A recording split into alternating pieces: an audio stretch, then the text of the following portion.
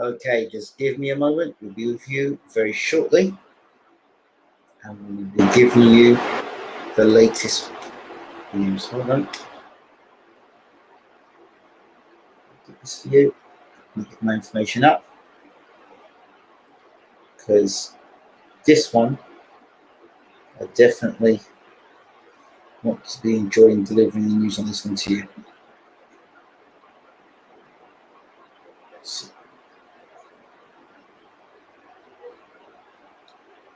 Want to be enjoying delivering. So let me just make sure I've got this out there. It's not there. Got it saved. Okay. I think we're good. So as you can see from the news at the bottom there, Tyson Fury to switch attention to Wilder's third fight.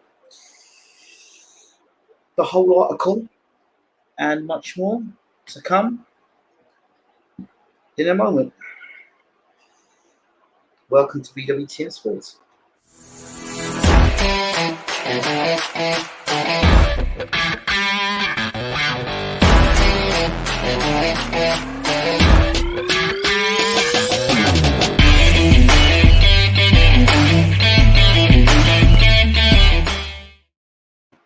Well, I will start with this phrase. Oh dear, oh dear, oh dear. Back at you with another one. As our friend Mr. Blue Blood Sports TV. But this one, oh boy, am I gonna enjoy this one. AJ fans and AJ Fury fans are not gonna like this story at all, but I kind of warned you back in February. Here's the story. It goes like this. Tyson Fury switches attention to a third fight with Deontay Wilder as Bob Arum says Fury's fight with Joshua is just a mirage. Bob Arum told Ring Magazine, if I had to bet whether the Tyson Fury versus Anthony Joshua fight would happen or not, I would say no. As far as I can see this whole thing with Eddie Hearn is just a mirage. Eddie is desperate. He has only one fight with AJ and he wants it to be the fight with Fury. But if a fight with Tyson is delayed to the winter, then AJ has to fight Alexander Usyk, and that's not a big fight. Eddie is a desperado. So that is what Bob Arum is saying about a potential fight with AJ and Fury. So the news coming out of America is not good.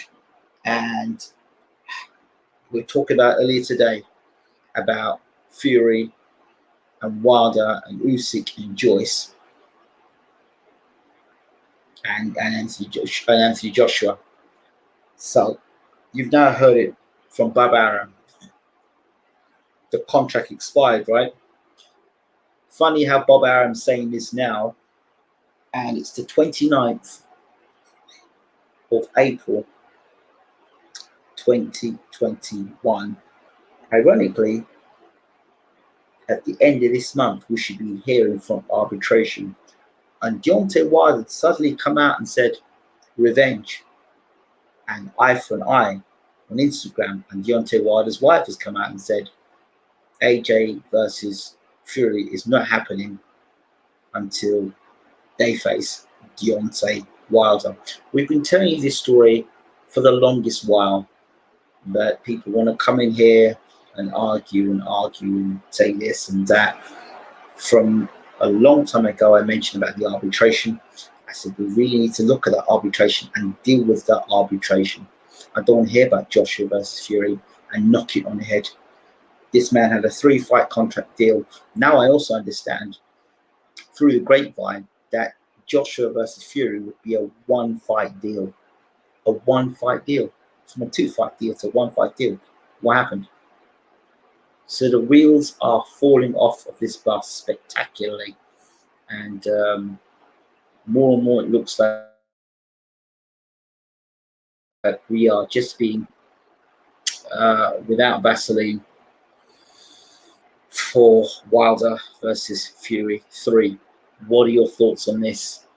How do you feel about this? And